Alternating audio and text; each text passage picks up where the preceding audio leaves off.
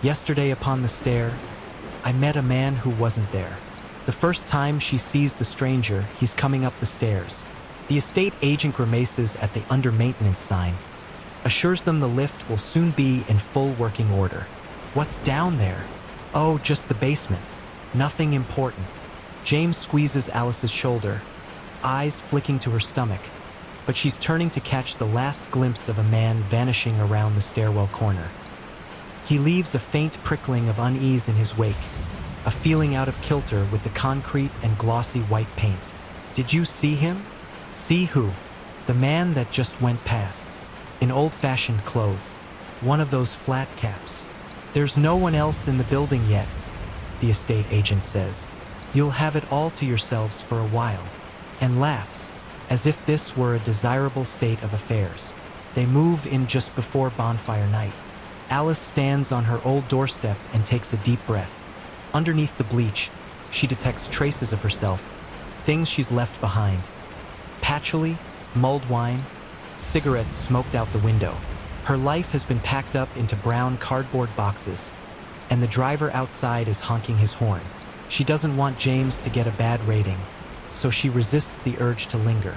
She's not yet showing, so she doesn't have to endure small talk with the driver, who takes a perfunctory glance at her before turning up the radio.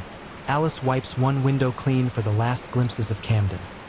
Lights shimmer through the rain, and she catches sight of a girl with impossibly tall boots and a polystyrene container of chips, hooting with laughter. Alice sighs. She can't live in a studio flat forever. Not with the baby coming. She takes a phone call from her mother, and the driver turns down Magic FM. It's today, isn't it? An exhale. Haven't you done well for yourself? I suppose, Alice says, wondering why she doesn't sound more enthusiastic. But this is what her mother always does. Reduces her to a sullen teenager who resents doing the tidying up. Well, you have. Her tone is sharp. You hold on to that one, Alice. He's a keeper. Alice stares at her spider plant, says nothing. They drive under the Thames, the tunnel's orange lights flashing past. They emerge amongst skinny concrete towers, the dome rising up like an accusing blister. Alice looks out at a wholly man-made landscape and wants to tell the driver to turn around. She doesn't belong here. Alice is a receptionist, lives in a top-floor studio north of the river, watches the Goths parade on Saturdays, eats at Chicken Cottage. That girl in the boots could have been her. A vast lattice-like structure looms, and Alice has a moment to crane her neck, identifying it as an old gasworks, before the car comes to a halt in front of a new-build block of flats. Their moving truck is open outside. No sign of James. The rain hisses down, trying to wash away the shiny new pavements. The driver clears his throat, and Alice says goodbye in a hurry, holding her coat over her head as the brake lights recede. Reclamation point. It doesn't look real. The building has only just been finished. James bought their flat off a diorama. Tiny plastic people posed around trees that haven't yet grown. In the dark of a November afternoon, acidic light flashes off the puddles. Alice looks up. 12 floors are entirely dark, the empty windows staring glassily, like eyes behind sunglasses. On the 13th, 2 squares of light in the penthouse show her James and the removal men, bullying boxes. They're flat. Her new home. A postage stamp of yellow winks into existence on the 12th floor, and Alice takes a sharp breath before realizing it's the stairwell. James must have got a notification that she's arrived. The lights blink on, one by one, like a zip being pulled down. The lift must still be out of order. The removal men must hate them. What are you doing out here? Alice! There's nowhere for the rainwater to go, and the puddles are enormous, as if the land resists them. The damp seeps through the soles of her shoes. She tries to banish the image of their flat all alone in that box of darkness. She allows James to lead her inside. She sleeps poorly the first night. James is in his own little world. Eye mask and noise-canceling headphones. There's nothing to stop the pitiless glare of the streetlights onto the bedroom walls. Her spider plant casts a grasping, tentacular shadow, and the walls are almost luminous, utterly unmarred. They're the very first people who have ever lived there. The room is subtly too small for their new king-size bed, as if it wasn't built with furniture in mind. She can't shake the idea she's not meant to be here. In the living room, the light gleams off the weird metal sculpture outside, and the shadows are thick girders of darkness. The wall has a ventilation duct, and she can feel the breeze. There's a metallic quality that makes her think of something burning, like some kids have set a shopping trolley on fire and are careering it around a car park. Alice puts her hand up to the vent, smiling faintly at the memory. The breeze stops, as if something is holding its breath. It makes her heart thud. She thinks about saying, "Hello?" then recognizes it as one of those half-asleep impulses.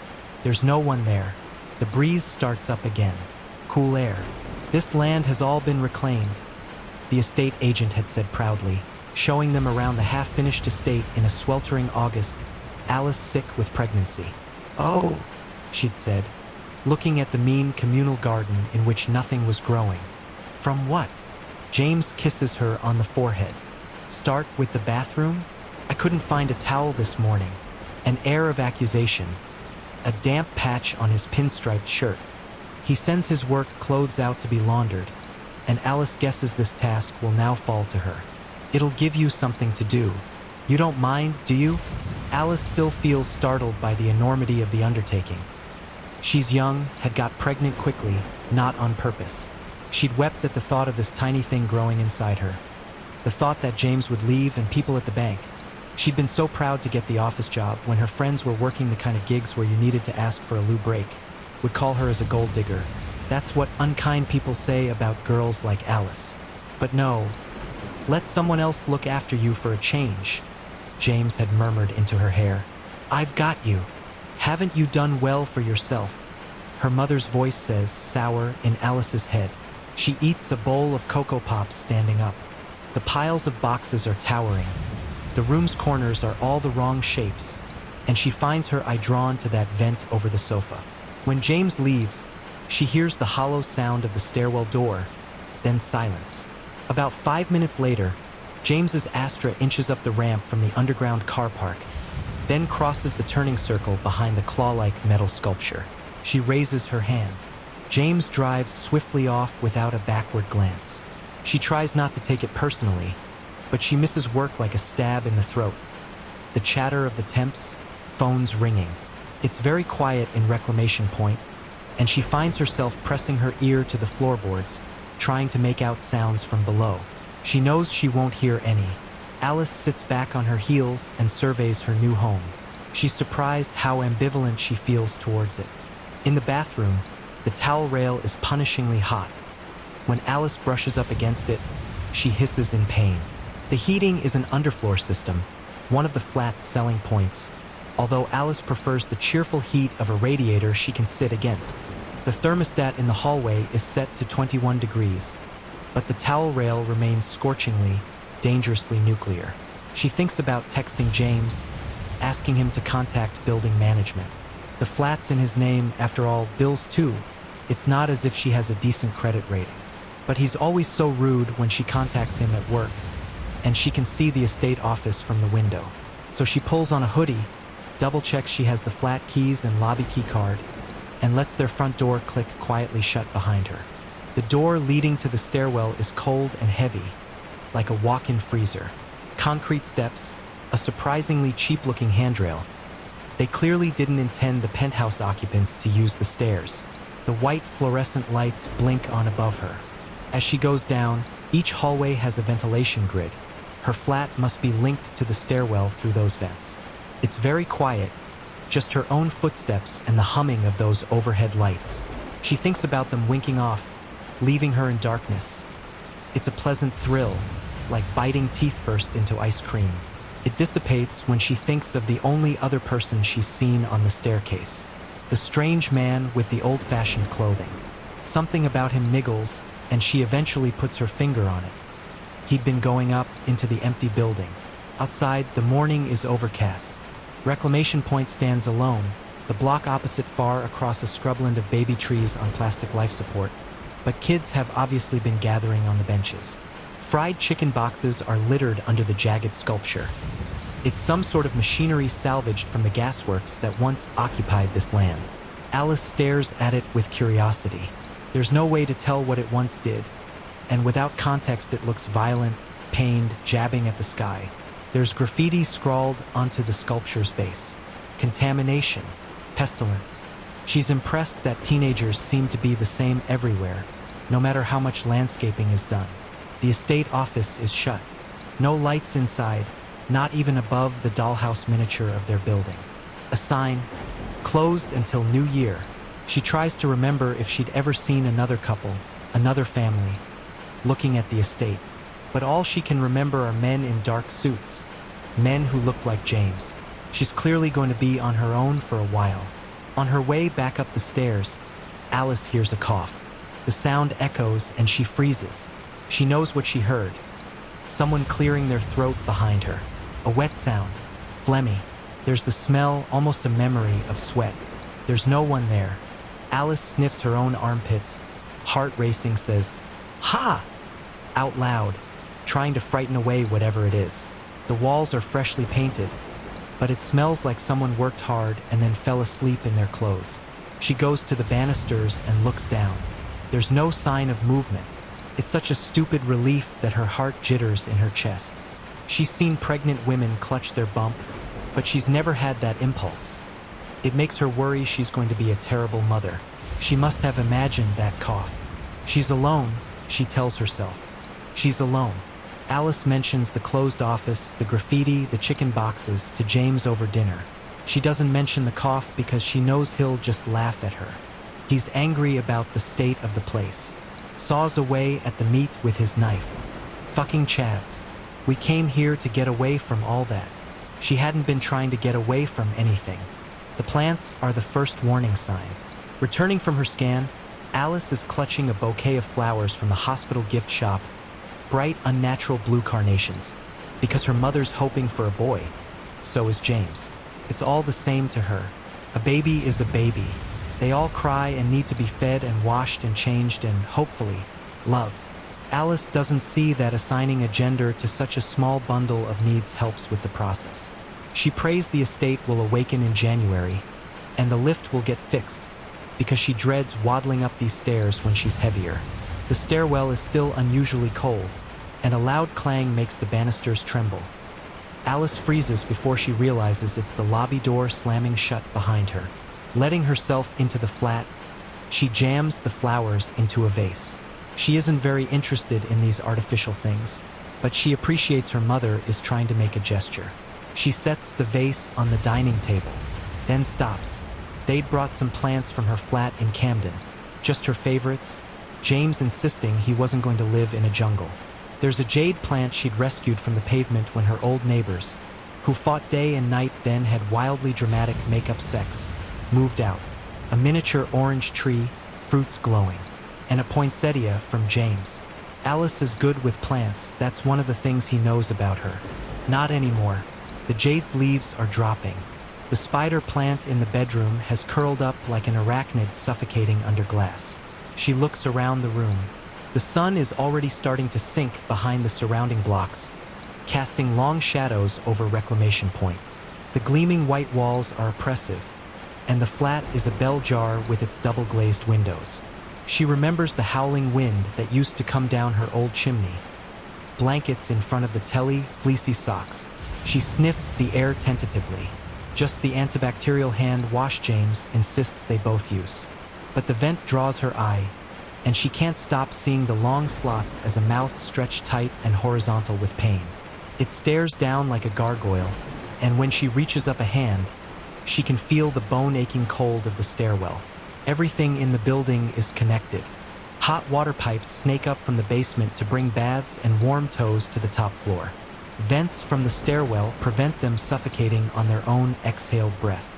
"This is mad," she says out loud. The pale November daylight dares her to make something of it. After some rummaging, she stands on the sofa and unpeels a fat strip of duct tape, covers the vent until it looks like a hostage bound and gagged. She listens, heart pounding.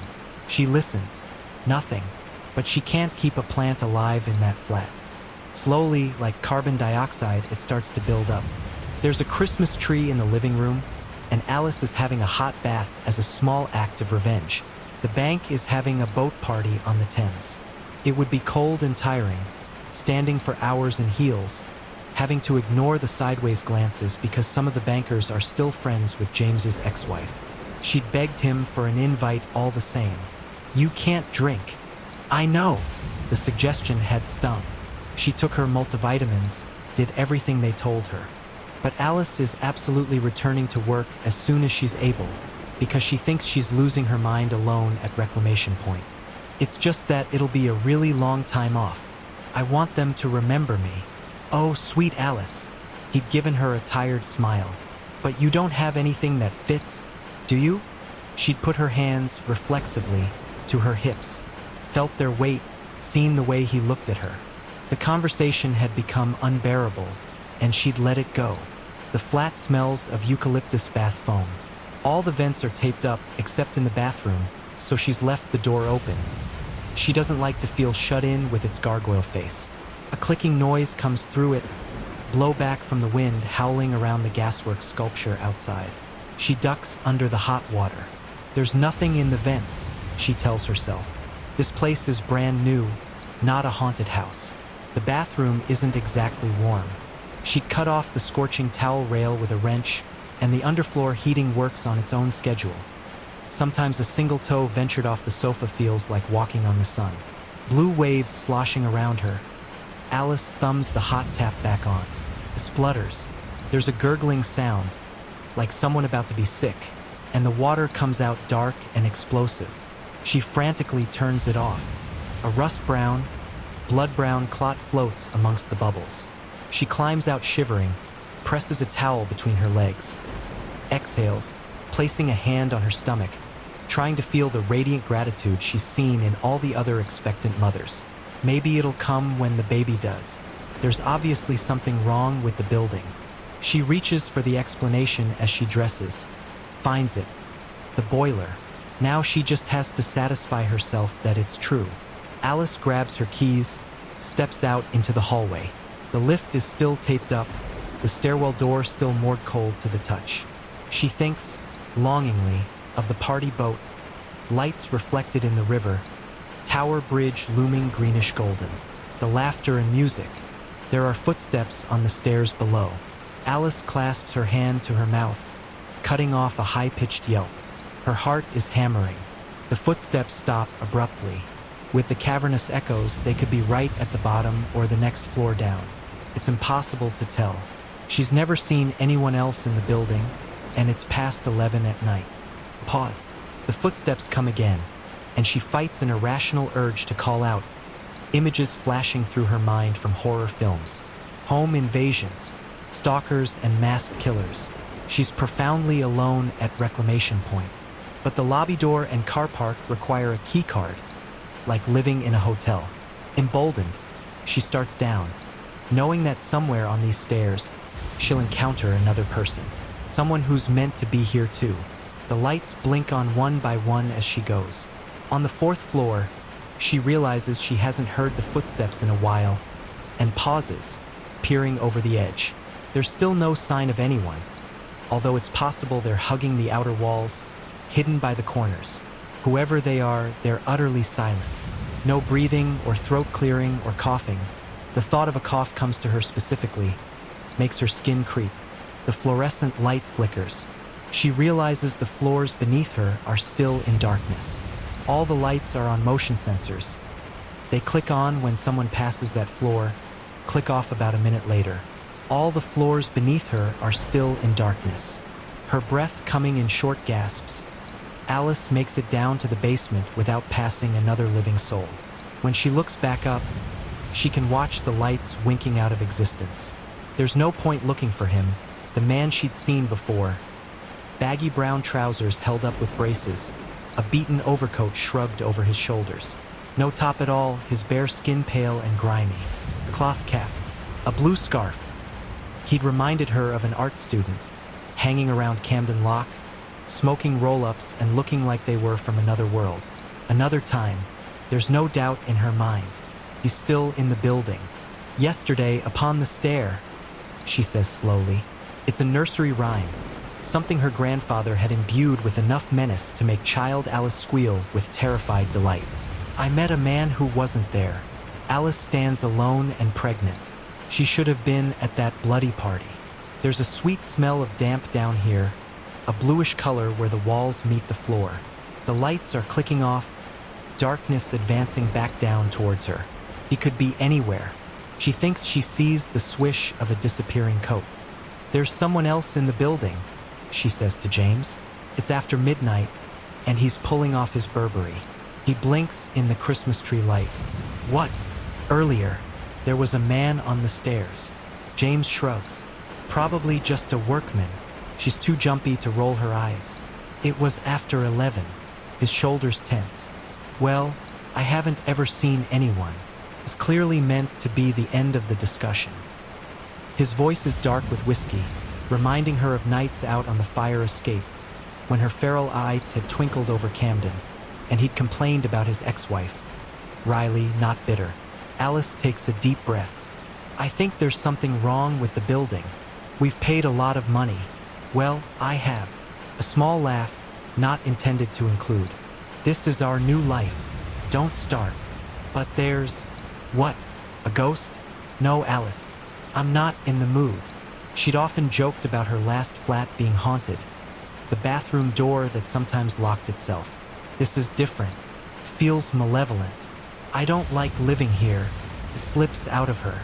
James collapses on the bed, gives her a sidelong look. Well, this is where you live. Alice waits until James is asleep, edges out of bed until she's standing on the softly radiating floor, and laces up her boots in the dark living room.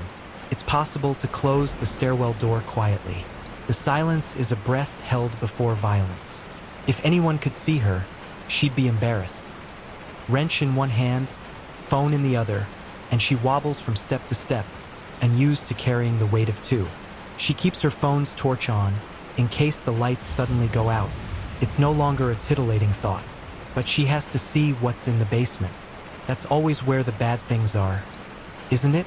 In the basement of the haunted house. Alice creeps to where the bare concrete of the upper stairs meets the plush carpet of the lobby. The building is unfinished. She wonders if anyone was ever meant to move in this early, whether she and James being there is some sort of mistake. She kneels to touch the first stone step. She'd heard boots. A cough. The man who wasn't there. Her skin crawls. She's certain on a blood and bones level in her spine, in the pricking of her thumbs. He mustn't reach the top floor. The graffiti is right. Contamination. Pestilence. Whatever's wrong with the building has started to manifest. The glass panel in the lobby door is a black mirror. Alice looks at her long, frumpy gray cardigan, belted high above the visible swelling. Her beloved Doc Martens are the only things she recognizes about herself. Hey, she whispers aloud. Hey, you. Descending the final stairs, the smell of damp lingers like a fruit rotten beneath wax. To her left, the door to the underground car park, pigeon gray and windowless. To her right, a similar one-marked service area. She pushes it open. The basement. Alice finds herself in a corridor which could be part of an office block. Cream ceiling tiles, thin stippled carpet. The smell is stronger here, sweet and dessert fragrant, and she covers her nose. She doesn't know if it's bad for the baby. The walls are badly scuffed, as if transplanted from another building entirely. This place hasn't seen enough traffic. A succession of gray doors. She feels nauseous, oppressed. This is like those endless corridors you see when you sleep. And it's hot, early December, and snow is threatened but never materializes. The wind whistles outside, and the stairwell had been predictably cool. But this is different. A sense of burning, the metallic dry heat of a fire. Alice steps further into the corridor, looking for a fire extinguisher or an alarm point, although she knows she'd use neither. Well then, she pushes the door marked boiler. It's locked from the inside, as if to taunt. Oh, she says. Oh, please. There's no keyhole. Alice tries her full strength against it, but it won't budge.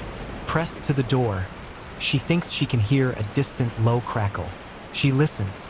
The sound of machinery, Somewhere far away, a steady chug-chug-chugging. Metal sliding over stone. Cracks. Something being struck. It's getting hotter. Alice can feel the hairs in her nostrils tingling. Coming closer, shouts. Voices. People are behind that locked door in the basement of the locked building. She tries it again, but there's movement on the other side, and she can see a crack underneath, glimmering with warm orange light. A shadow moves. Someone is standing there. Someone is listening to her in return. She jumps back, scalded. Her boots make a squelching sound and she recoils, taking an unsteady dance step across the damp carpet. The smell rising from it makes her think of Christmas. Bakewell tarts. Thick white marzipan on a fruitcake. Almonds. It reminds her of something, and she started to run before she places it. Cyanide. She doesn't stop running, heart pounding, breath gasping, until she's reached the top of the staircase, and the lights have started to click off behind her. Alice sits in the glow of James's laptop. She still has his password from the day she'd offered to update his contacts, and he'd bought her lunch. It strikes her that there was something transactional about it all. The contamination had been disclosed in the surveys. The land around Reclamation Point was once Bugspy's marshes, drained in the 16th century to become the site of Europe's largest gasworks. Men crouching in pits, scooping out poisons with thin cotton gloves. Asbestos, dirt, medieval levels of poverty and injury. And when the strike came, the destitute workforce disappeared overnight. It became a barren wasteland. The soil was bad. The coal and gas waste had seeped into the ground. The earth turned bright Prussian blue when oxygen touched it. Couldn't be handled without protective equipment. High levels of cyanide, with a name picturesque enough to stick in Alice's mind. Billy Blue. She has a name. In the morning, James is groaning. "These blinds," he says, "they're useless." Alice brings him a cup of tea, leans over with an oof as her stomach presses against the bed. He eyes her suspiciously, trying to work out if she's making fun of him. "How was the party?" "Good," he says, loud, crowded. The food was terrible. He's making it sound less appealing by way of apology. She knows better than to bring up the rest. He hoists himself up. "Look, I have to go in today. There's stuff to sort out." "But it's a Saturday." Alice feels it stab in her chest. The prospect of another day alone at Reclamation Point, sitting on top of that boiler room, like a crack in the earth's crust. Her voice is shrill. She catches her own reflection. The woman is a stranger, round and scared looking. "I know." He puts a hand on her cheek. "But you're okay. There's no one else in the building. Get some rest." He heads into the shower, where the hot water works perfectly, clean and clear and smelling of nothing sinister. Alice stares at the shower head, at the blank face of the vent above it, at the naked body of her partner. "What?" he snaps. "The water's working fine, look." The survey said, "It's been reclaimed." He puffs out his cheeks in irritation. James hates to repeat himself. They've sealed the site, the ground is wrapped in plastic. Nothing can get through. He won't let her cover up any of the vents. Had protested at her irrationality, at the duct tape's ugliness. Thrown an entirely disproportionate strop at the sliver of paint which came off the one in the living room when he'd yanked it down. She doesn't want to stay in this flat, where the water comes from under the building, and the heating turns itself on and off, where she's on edge for a cough. Maybe a voice, what if I hear a voice? From the vents. She thinks she'll go on a walk. It's mild out, and fresh air would do her good. She could find the nearest corner shop, buy a packet of crisps, a Diet Coke, lick salt off her fingers. "Can I have your key card?" James asks, takes her aback. What happened to yours?" "I think I dropped it," he says vaguely, shrugging on his coat. "Maybe at the party.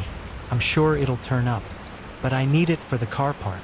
She pulls a face, reaches into her back pocket. "Here you go."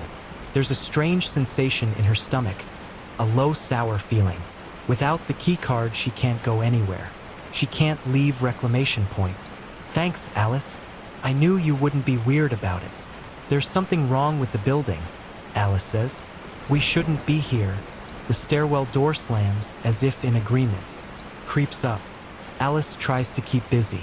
The flat is spotless because there's nothing in it not like Camden. Living like a student, James had said. He likes to cast himself as her rescuer. He buys expensive bactericidal products, getting the place clean, getting her clean on a molecular level. But there's something in the building that nothing can clean away. So she goes on little expeditions to other floors, to identical white hallways, standing and breathing in and shuddering when she smells the cyanide coming out of the building's pores. 4th floor, then 5th, then 6th. Sometimes it skips one, but it hasn't reached the penthouse yet. She still has some time. She pleads with James. They fight, reach a stony peace, fight again. This land is dirty. The trees outside will never grow. The pavement will always be filled with chicken boxes. Even though Alice stands at the window as the afternoon sinks into twilight, watching the sculpture and the benches. But she never sees the kids, and no one ever comes in or out. Only James in his Astra. She's never learned to drive. There's a whole host of skills she needs for this new life. But when she tries to talk to James about booking some lessons, he waves it off. She wonders if she's really going to be allowed to return to work. She doesn't think so. When did you last leave the house? The nurse asks on her next antenatal visit. Christmas is here, and the clinic is full of tinsel, bristling and frantic. A couple of days ago, she lies. I thought I'd show baby the Thames. It's impossible, of course. She couldn't get back into the building without her key card, and James's has never materialized. Her own mother beams at this previously undiscovered maternal instinct. She pats the back of Alice's hand. Mom, could you get me a coffee? A frown. Caffeine isn't allowed.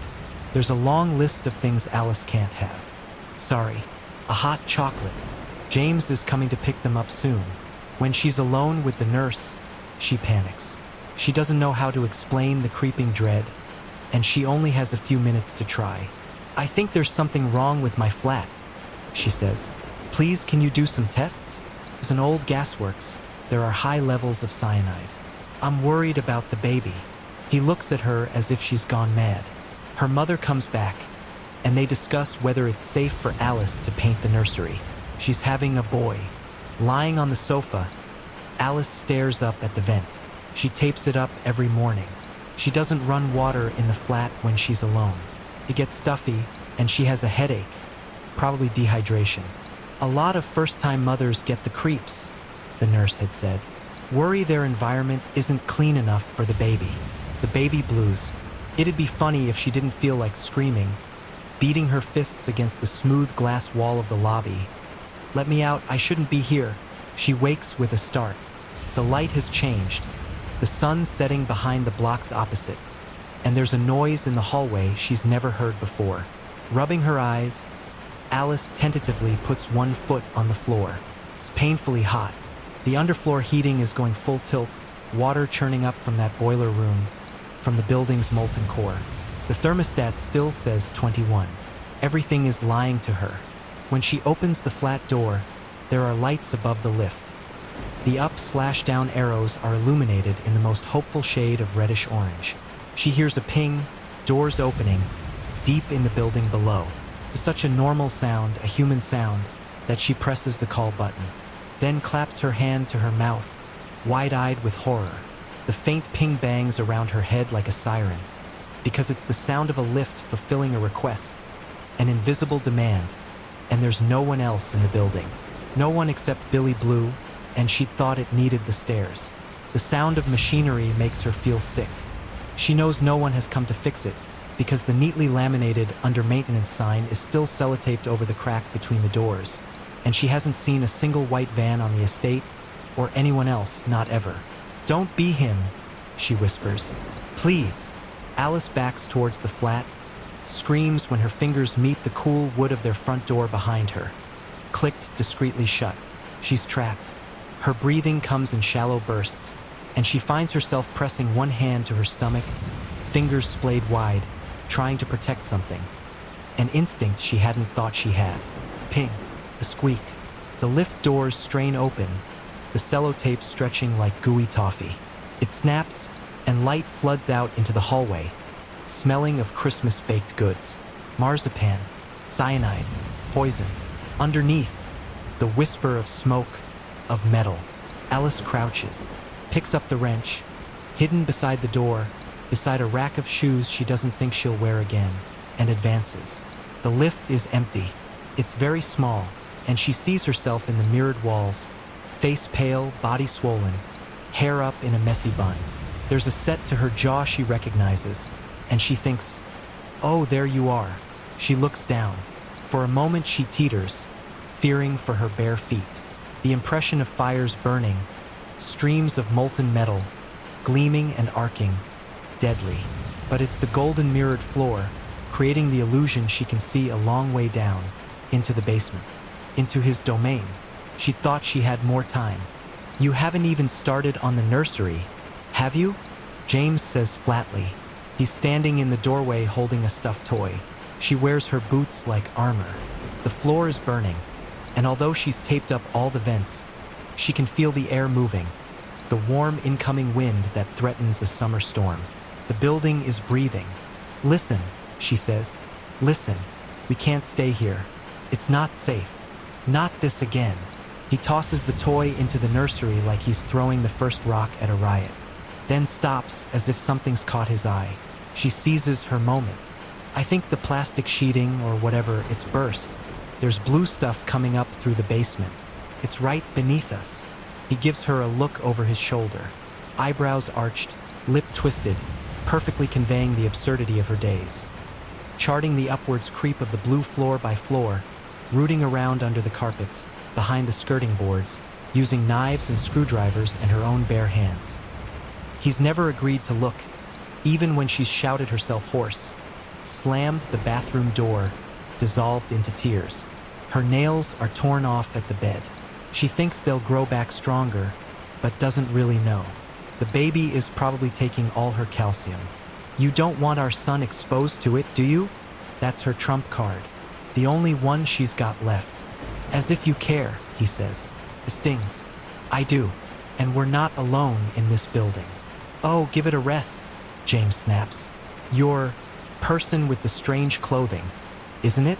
He's a workman fixing the lift. That's all. Not some fucking ghost. She sags against the sofa. Horror crawls down her spine. "You've seen him?" "A few times. On the stairs. He was carrying tools." "What sort of tools?" she blurts out. Then, more urgent. "Where on the stairs?" "Oh, it doesn't matter, Alice." James spits her name like she's his first wife. He takes off his coat in a convulsion, goes to hang it on the rack. The keys jangle in his pocket. They're heavier than Alice's, all the trappings of a life outside the flat. "Where's my key card? You said you'd give it back." "Planning a trip?" He gives her a look because he doesn't have to say it out loud. "Where would you go?" Her heart is pounding, thudding in the side of her neck, and she knows what it means to see red, except she's seeing white. The luminous walls of their flat crowding in on her. "Give it back. I know you haven't lost yours." He pauses, half turns. "You said you lost it at the party." Her voice cracks, but not with weakness. "But the car park won't open without it. You couldn't have got in without it. You lied. What else could I have done?" James hisses.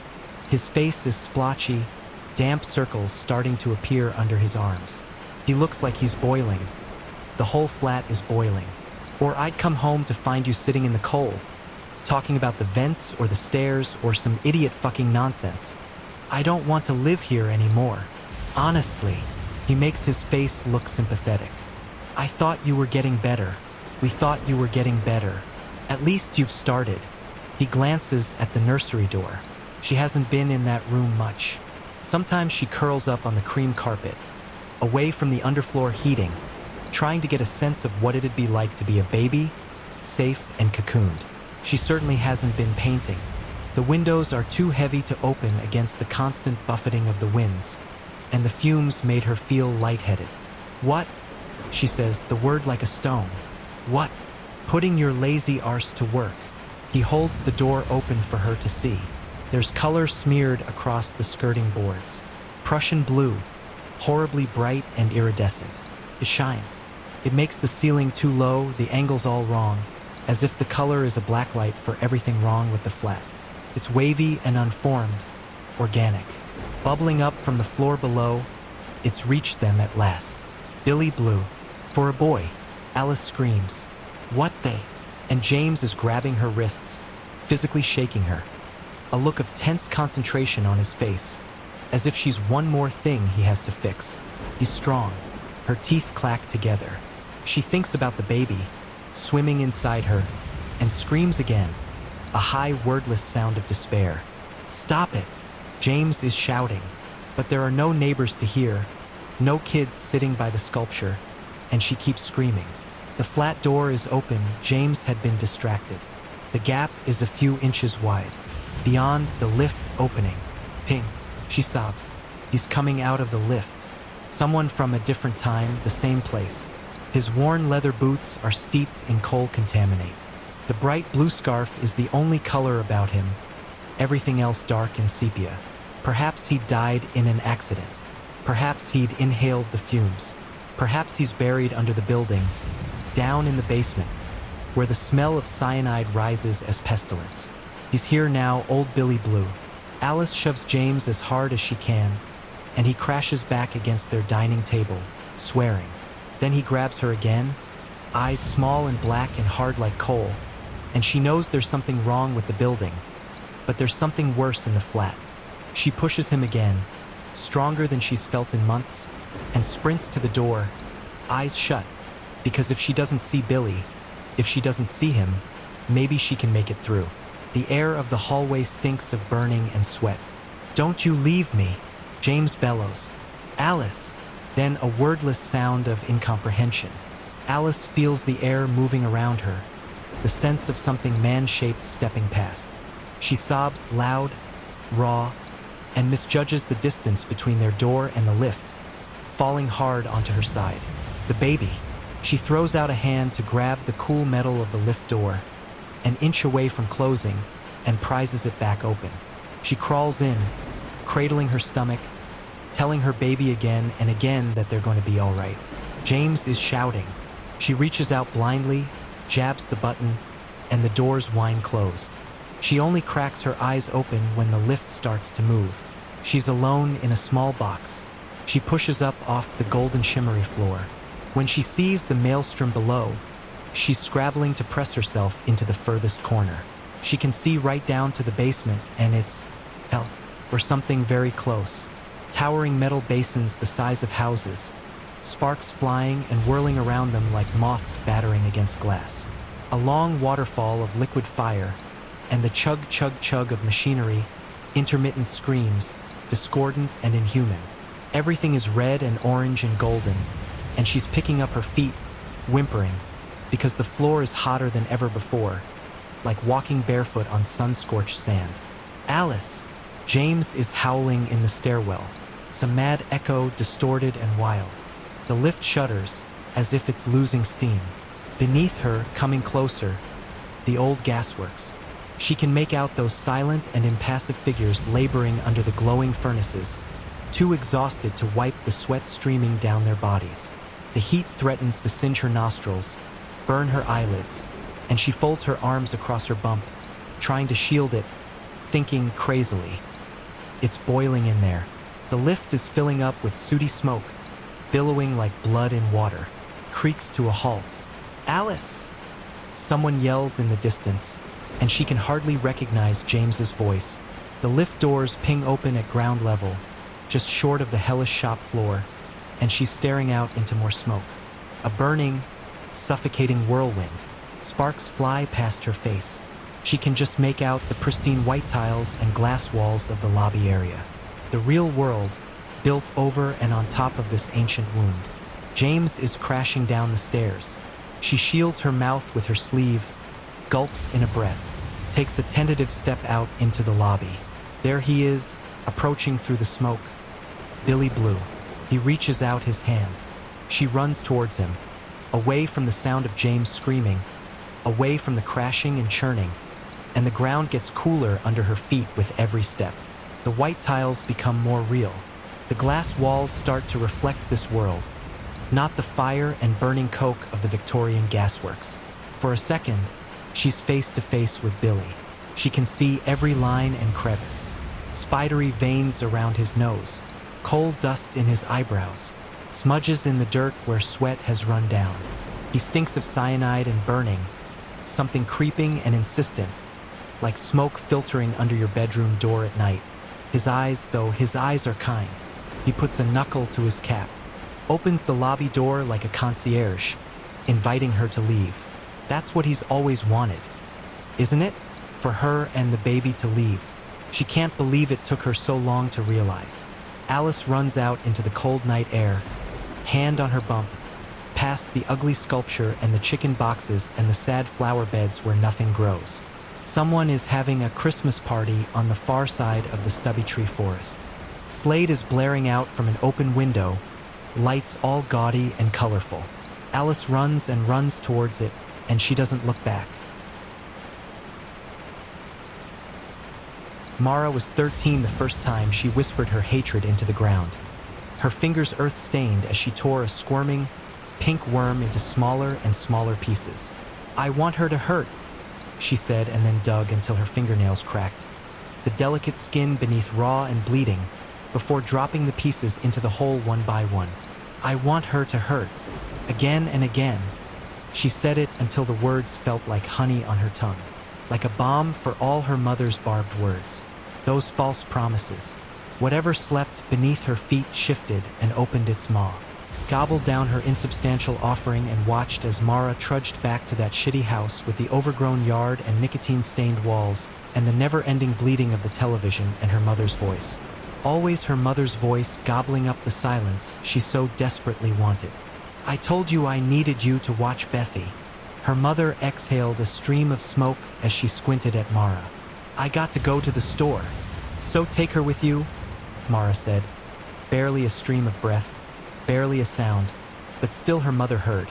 Her hand darting out so quickly Mara only had time to blink before the slap landed across her cheek. "Who you think puts those clothes on your back? I'm out there working myself to death day and night, and you sit up here like a damn princess, always running outside to wherever the hell it is you go to do nothing. Watch her," she said, and slung her pocketbook over her shoulder. Outside, their car rattled to life, gravel crunching under the tires, and Bethy toddled over to Mara, her hair a carroty tangle, her face sticky with apple juice and dirt. "Let's get you cleaned up," she said, lifting Bethy in her arms as the television blared that stupid fucking purple dinosaur singing about happy families or some shit. She snorted and turned it off instead of driving her fist through the glass. Bethy whined as Mara passed a damp washcloth over her face, and then fully screamed, her face going red when Mara tried to comb her hair. "Fine," she said, setting Bethy back on the floor, where she immediately found something to shove in her mouth. When Mara tried to fish it out, Bethy bit down. Mara swore as she rubbed at the imprint of Bethy's four tiny milk teeth, and then closed her eyes and told herself she loved her sister, even with the dream she couldn't stop having, even with the sensation of dirt still on her skin as she scooped handful after handful over her mother and Bethy's still, pale faces. There were dishes in the sink, crusted plates, smudged glasses, a mug with a cigarette, but floating in the coffee her mother hadn't finished that morning. She knew that later her mother would yell at her for not cleaning the kitchen. It was her responsibility, the only thing she asked Mara to do, for fuck's sake. Bethy clawed at her legs as Mara washed the dishes, and she gazed out the window, her vision blurring. She drifted, verdant smears transforming into dark earth, until Bethy's voice was far away, and the water flowing over her hands felt cold, as if it flowed from some subterranean place rather than from the rusted tap. Outside, the trees bent toward her, the branches reaching as if they could pierce through the walls like paper and reach into the thin shell of her chest and draw out her heart. She leaned forward, her breath fogging the glass, her body aching with the need to offer herself to this thing that called to her. And there, amid the shadows, she imagined she saw a hand emerge from the earth. Behind her, there was a sudden crash, and she whirled, the vision broken as Bethy let out a wail. She'd hauled herself onto one of the kitchen chairs and fallen. "Where does it hurt?" Mara said, her fingers frantically poking and prodding at the soft bits of Bethy's body that could be so easily broken. The girl offered up her left arm, her sobs hitching as Mara examined it. "You're fine, baby. I think it scared you more than anything else." She hoisted Bethy onto her hip, and the girl immediately nestled into her. She carried her to the couch, Mara humming as she ran a hand over that tangle of hair until Bethy's breathing grew deeper, her arms going slack as she fell asleep. Mara eased her onto the couch, surrounding her with cushions so she wouldn't fall off the edge. Later, when Bethy woke, Mara fed her, let herself be led around the house by a finger as Bethy pointed out the small things that made up their world. Bed, clock, stove, TV. Round and round they went until the afternoon went golden, the sunlight streaking through the windows and turning Bethy's hair into flame.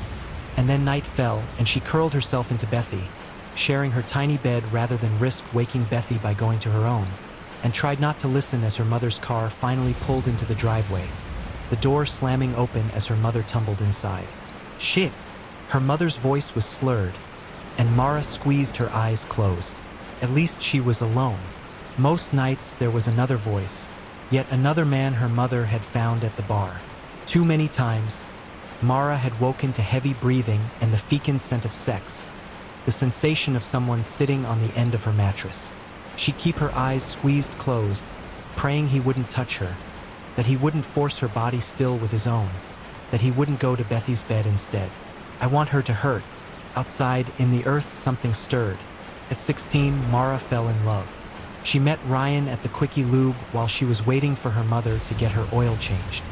His hands were stained and calloused, but they looked gentle. He'd smiled at her, a chip missing from his right incisor, and her heart had ached with the effort of looking at him. She'd buried so many parts of herself underground. 3 years of holes filled with her rage and desperation, with her wish that she'd come home and her mother would be someone else. Every one of her mother's indiscretions whispered into the dirt and filled with whatever carcass or bone she could find. Worms, birds, deer. To speak death into the ground required an offering, a reclamation of what death had already taken. There were so many places where her hands had torn at the soil, hoping for an end. But now there was Ryan, and looking at him felt like finding something precious amid the dead leaves and dirt.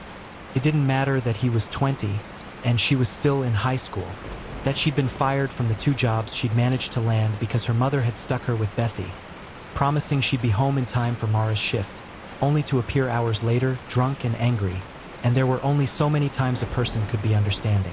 But it didn't matter anymore. She could drop out, get her good enough degree, apply to beauty school, and they'd get married and live somewhere that wasn't where they were from. For a long time after she met him, she was able to put her mother into a faraway place that couldn't touch her. She didn't go to the woods, didn't press her lips to the earth as her anger poured out of her, a curse wrapped in soil. Her body was fire and water, air and sky. It did not need earth and the dead things gone to ground. Not anymore. She didn't invite him out to the house, didn't want to risk her mother coming home. Her smile gone predatory as she took in Ryan's broad chest, the dark hair curling at his neck. Instead, there were stolen afternoons in the bed of his truck, the oil on his hands marking her hips, her arms, her neck, but it was never enough. His was a feather touch when she wanted teeth and claws.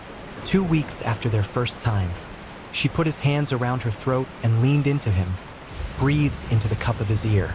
"I want it to hurt," she said, and he froze, his hands dropping as he blinked at her. "The fuck?" She lifted herself off him and tugged her skirt down, her cheeks heating, as if he hadn't already seen every part of her, as if she hadn't placed herself before him like an offering, a thing to be devoured. "Sorry," she whispered. He stared into the distance, and she watched him, wishing she could crack open his skull, turn the slick parts of him over in her hands until she understood why he didn't want her in that way, why she wasn't good enough. "I ain't into that weird shit, if that's what you want." She didn't respond, and he slid away from her. "You should get on home now." He left her sitting in the truck bed, her knees tucked under her chin, and when she didn't follow, he started the truck up anyway and drove her back to the house where her mother waited. "Mara," he said when he pulled up to the house, but she didn't respond and tumbled out of the truck, her vision already blurred with the tears she refused to let fall. Fuck this, he said, and he revved the engine, the gravel scattering as he threw the truck into reverse. Mara didn't look back and let herself inside. Her mother and Bethy were sitting in front of the TV, their gazes vacant. "You keep running around like a whore, and you'll end up just like your mama," she said, and then bared her teeth at the tears Mara couldn't blink away. Or maybe he couldn't get it up. "God knows I could teach that boy a thing or two." "Fuck you," her mother cackled. "Looks like I'm the only one getting fucked round here." Mara spun back to the door, her knee catching against the frame before she fell through it, her hands scraping against the gravel as small dots of blood appeared on her palms. Her breath caught painfully in her lungs, but she pushed herself upright and ran until the fire in her chest felt as if it would consume her. Once she could no longer see the house, she slowed, the trees a blurred canopy above her. She imagined the sky beyond as a foreign, unseeable blank, that whatever existed there had turned its eyes away, and she knelt, her palms stinging as she drew up handful after handful of soil. It was like filling her lungs with breath after centuries, like sun after so long in the dark. The scrapes on her hands opened further, and her words came choking out of her, a long, garbled string of regret and shame and the anger she'd buried under what she thought was love. Her slumbering creation woke, tasted the blood Mara did not realize was a prayer, a seed planted deep. If Mara had dug further, she would have seen the faint gleam of teeth, a mouth widening in hunger, in a smile. It had waited so long for her to open herself fully, for her offering to be of her own body, her own blood. "Please, both of them," she said, and it was enough. The earth fed on her, knew the violence wrapped in her skin. There was no need for anything else. Her body, her blood, an unholy Eucharist spoken into the land Eve had liberated from the impossible good.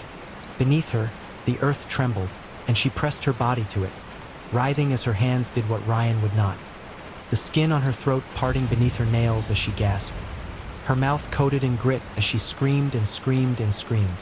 The house was silent when she returned. No pale blue flicker from the television. No light in the windows. She drifted inside.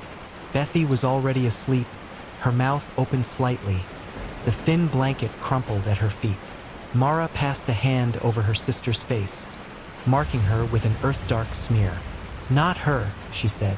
She lay atop her own bed, not bothering to take off her dirt-smeared clothes, and let herself drift into sleep. She dreamed of blood, of bone.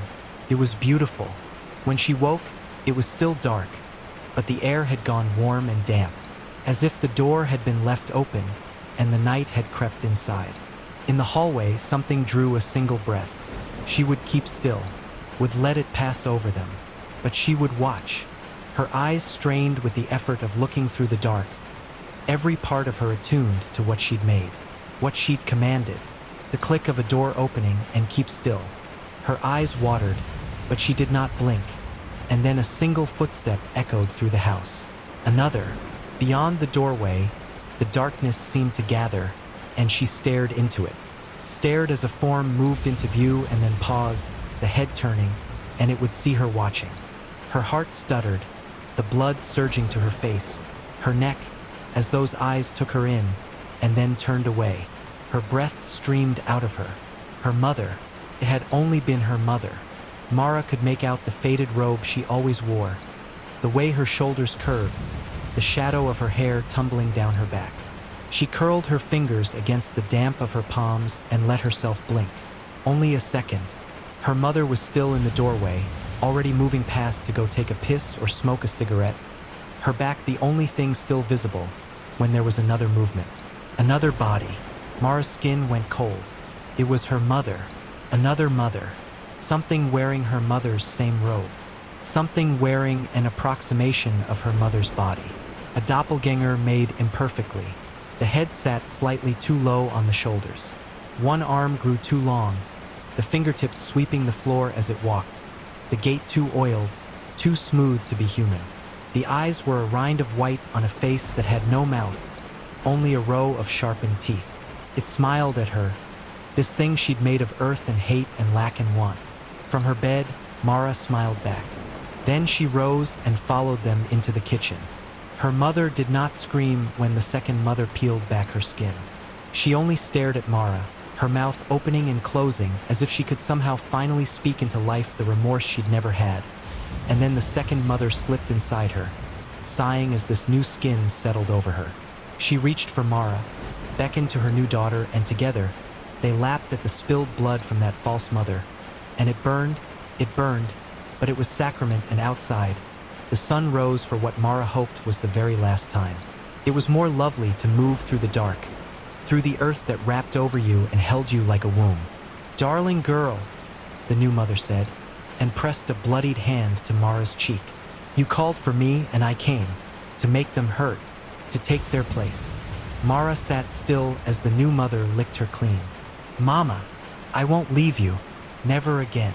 They buried what remained of the false mother deep. Sacrilege to do anything other than feed her to the earth she'd spent so long defiling. There would be no rebirth from the ash of what they'd scourged. Hand in hand, they walked back to the house where Bethy still slept, her damp hair spread over the pillow. There would be a new home under the earth for them all, a crown of bones placed on her head, but there were still things to finish, promises to keep. If Mara had learned anything at all from her false mother, it was the importance of keeping a promise. They made breakfast with what there was. Stale cereal. Milk mixed with water so they could each have a small bowl. Bethy watched them, her small hands fisted on the table. "TV," she said, and pushed the bowl away. Milk and water sloshed, and the new mother tooted as she sopped it up with a paper towel. "Not today," the new mother said, and Bethy's eyes narrowed. This was not her mother. Her mother did not sit at the table, did not have breakfast. Only coffee and a cigarette as she flicked on the television for Bethy, who could pour her own cereal. "TV," she said again, her voice pitching higher, and the new mother leaned across the table and grasped Bethy's lips between her fingers and squeezed. The girl's eyes went large and damp at the corners, her chest hitching. Mara shifted toward them, licked her lips. "Mama loves you, darling," Bethy whimpered as the fingers pinched tighter. "Someone should have cared for you. I will care for you now, yes?" Bethy nodded, and the new mother released her and traced a crimson-stained finger over her lips. The pink tip of Bethy's tongue darted out and lapped at the blood the new mother had given her. "Sweet girl, my two sweet girls," she said. "Mara and I have a last thing to do, and then we can all be together. I promise." The new mother cupped Bethy's cheek, and that word, that promise, filled Mara up until she thought she would stop breathing. The new mother shooed Bethy outside, and then led Mara into the bathroom. With careful fingers, she washed Mara's hair and brushed it in slow, smooth strokes. She painted her lips a dark pink, trailed a line of perfume over her neck. An unspoken ritual between mother and daughter Mara would have never had. Mara did not bother to hide the tears that fell down her cheeks. "They should have seen you, that boy, your mother. How lovely you are," the new mother said, and Mara heard the teeth in her words. The blood, how Mara's body ached for it. They drove in silence, the windows down so they might smell the earth, feel the dust on their arms, their faces, their hands twined together, the air heavy with the threat of rain. The lot was empty as they pulled in, the engine bays abandoned in favor of the shitty television and vending machine inside the office. Mara could see Ryan alone at the desk, his feet propped up, a can of Dr. Pepper beside him. She waited for the heat to surge between her legs, for her heart to expand painfully in her chest. But she was empty. She'd given all of herself for too long now, always hoping, always longing for someone to want her for something other than what she could give them, wishing that even in the giving, they would want what it was she'd offered. But he didn't, the new mother said, her eyes the color of pastures, of leaves in the height of summer, of moss as she looked inside Mara and saw all the things she'd been denied. "No, he didn't," Mara said. "You opened yourself, spoke what you wanted into the earth, and I came for you. He won't dismiss you again," the new mother said. Ryan barely looked up when they entered. "Help you?" he asked. "I'm sorry," I shouldn't have. Mara trailed off as he snapped his gaze to her, taking in the lipstick, the dress that was too short, too tight. His Adam's apple bobbed as he swallowed, and she pictured ripping it from his throat with her teeth. She bit down on her tongue so she would not laugh. You look nice, he said, and she smiled, perfectly contrite. She glanced over her shoulder, and the new mother stepped forward. This is my mama. I wanted you to meet her. A pleasure, she said, and trailed a finger over her throat, her collarbone. Ryan's gaze followed the movement. You were right about him, Mara. So handsome. Her painted mouth stretched into a smile, a bloodied streak of skin against white teeth, as she reached out a hand. He stood then, his hands brushing through his hair, against the permanent stains on his shirt, as if he could wipe away how small he was, how insignificant. He took the new mother's hand and lifted it to his lips. And a gentleman, she cooed and took a step closer. The snake in the garden. Temptation wrapped in earth and flesh. She cupped his flushed cheek and leaned into him. We were thinking, she scratched a fingernail down his neck, that maybe we could show you what it feels like to be bad. Already, he was fumbling with the buttons on his shirt. Already, he was hard. Mara sneered as she took her place beside the new mother, her hand winding through his hair as she tugged it backward to expose that pulsing vein in his throat. I should lock the door, he said. What would be the fun in that?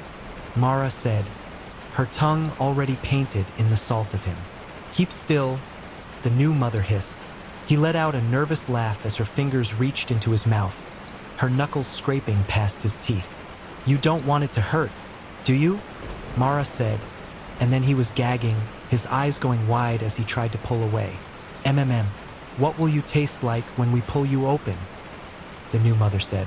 He clawed at her arms, but she only reached deeper into the core of him. The ruined shell of his body arched, a thin scream working up and out of him. Beside them, Mara waited, a good, dutiful daughter.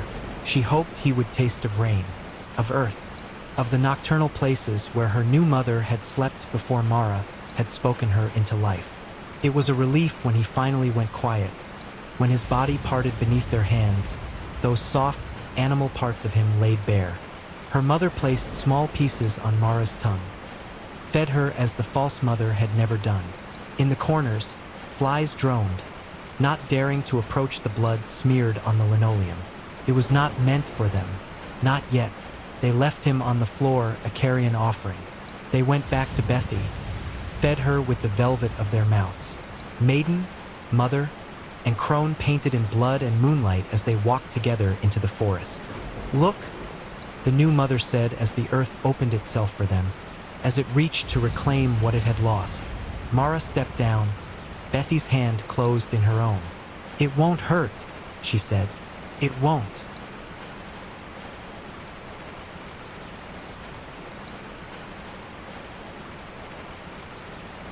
As she crashed through the atmosphere of Earth, crackling through the stratosphere and into cloud cover, she marveled at the long stretch of blue, like cyanide, like corpse fingers, like glacier-fed water.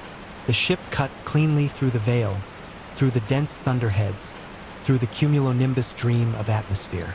The northernmost part of North America was beautiful in its isolated scenery poses, a beauty like a frozen exhalation on darkened wintry sky. It was a place that was deeply still and stretched its arms outward, silent and waiting for embrace of all life that could live there. Sutton had seen places that were like it, but no place was identical. It was impossible to capture this place that was so deeply of Earth but that looked otherworldly at the same time, with its sublunar yet lunar landscape under fast-slung clouds gray and black in the deep stretch of night that slept for months and did not birth the dawn until spring. The person glowed inside their small yellow tent, their extinguished campfire smelling of an oddly summer-like welcome. The aurora borealis burned in the deep blue heavens above, its veins pulsing bright green and fuchsia tributaries over the flesh of the sky.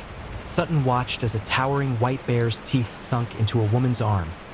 The crush of jaw and warm blood streaming made a torturous melody with her scream that steamed into the frozen air. Sutton did not breathe.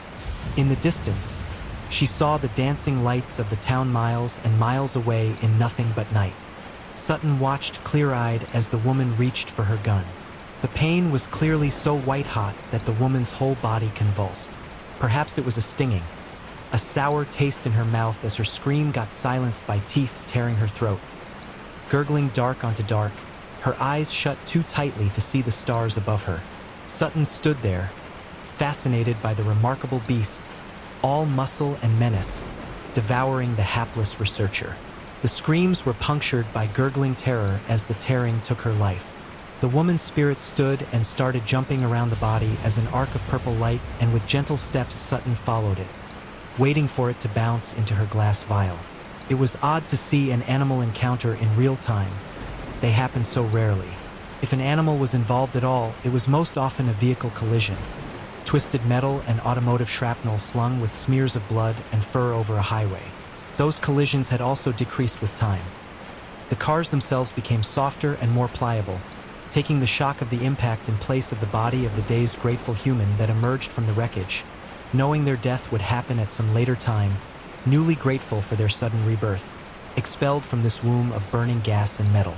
The purple light of the woman's spirit reached the bottle. Sutton placed the cap on and watched the light flicker and dance in time to the aurora above. She scanned the horizon and couldn't see or sense any other human spirits glowing, just the devouring sounds of the bear on the now unrecognizable body. Blood streaked an abstract painting on the smooth canvas of the icy plain.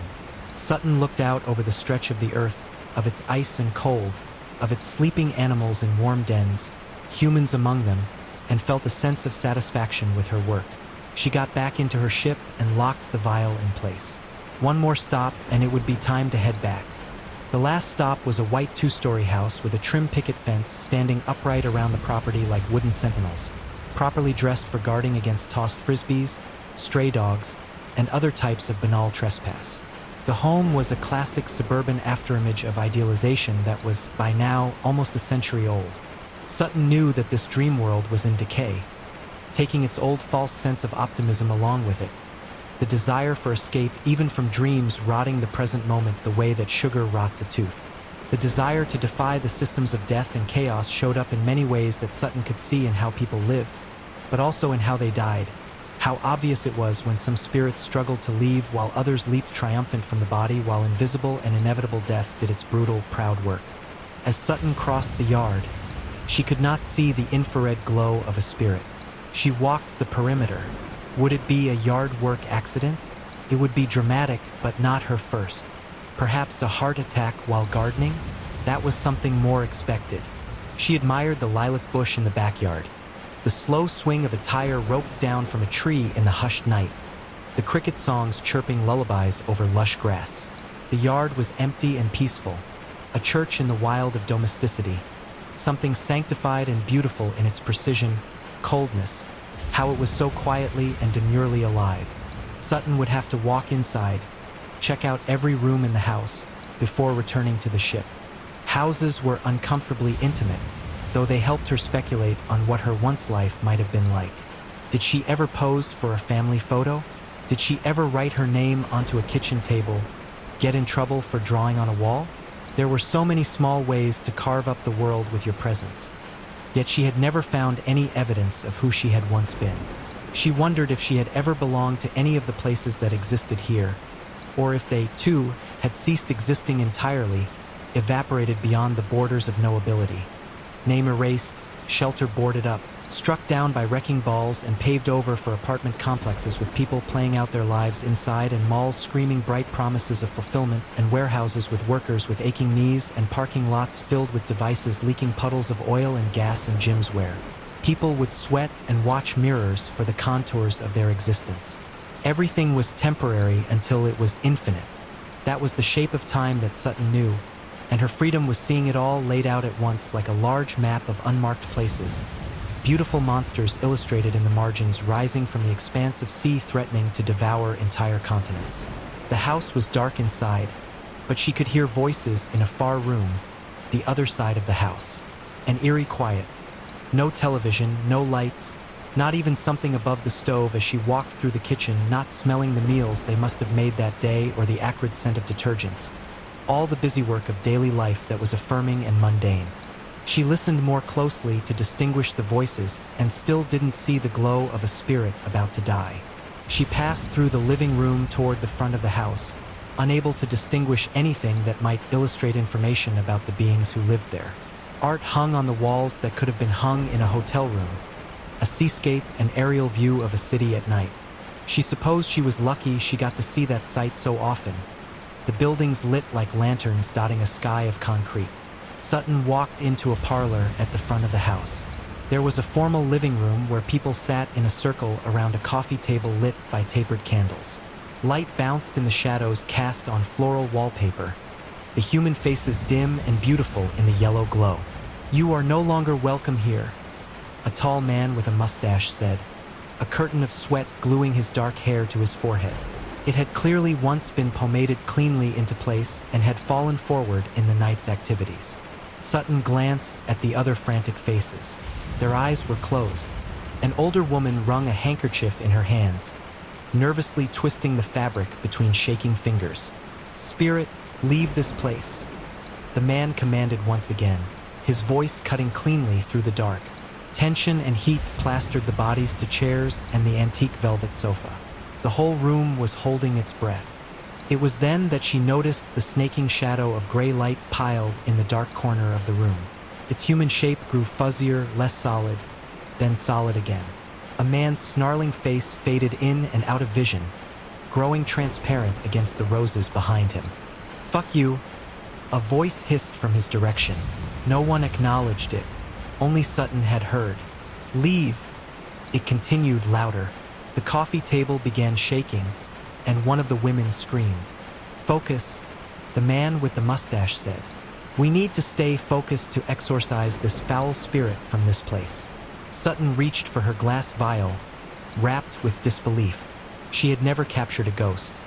She was so used to the spirits in the hospitals dodging her and watching her every move, anticipating each time how they would swerve away from her with panicked avoidance, chirping and chattering among themselves before hissing their threats and ultimatums. This spirit faded in and out as its power waned, his anger palpable enough to keep him present, his whole being radiating anger and concentration on staying in this place. His silver eyes glowed and glared at her, but none of the people gathered appeared to see him. "Get out!" The spirit seethed at her. Sutton couldn't hold his stare. She wasn't used to eye contact with a ghost, the intensity of it, the wrongness of its gaze. "This is all beyond me," she said to him, shifting uncomfortably. "I can't get them to leave." "I'm staying," he growled. More glass shattered in the other room. Sutton moved backwards on instinct, who knew where instinct lived in her own body and where it was birthed with her no memory of existence, but it was present the way her emotions were, the part of her that could feel something when doing this work over and over again. The ghost disappeared and showed up once again behind a young woman on a wingback chair. He hissed in the woman's ear, ghostly hands pulling at her hair. It finally worked, and her hair yanked back with the contact of ghost form to human. The young woman screamed and jumped up, her voice full of tears. "Please," she sobbed.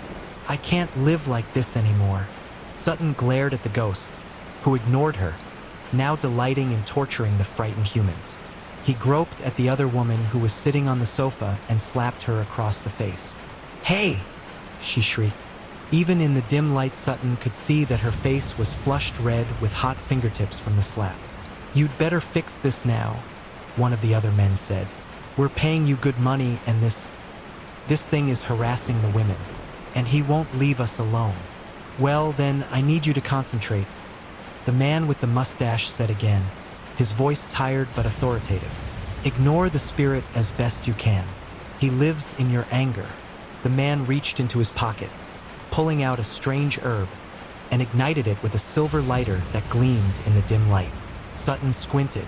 There was a strange engraving on the lighter that looked familiar to her, the engraving on the spirit glass vials. Sutton gasped. How did he have this? The ghost laughed and danced around the edges of the room, smoke trailing around him. He tried to knock over the candles.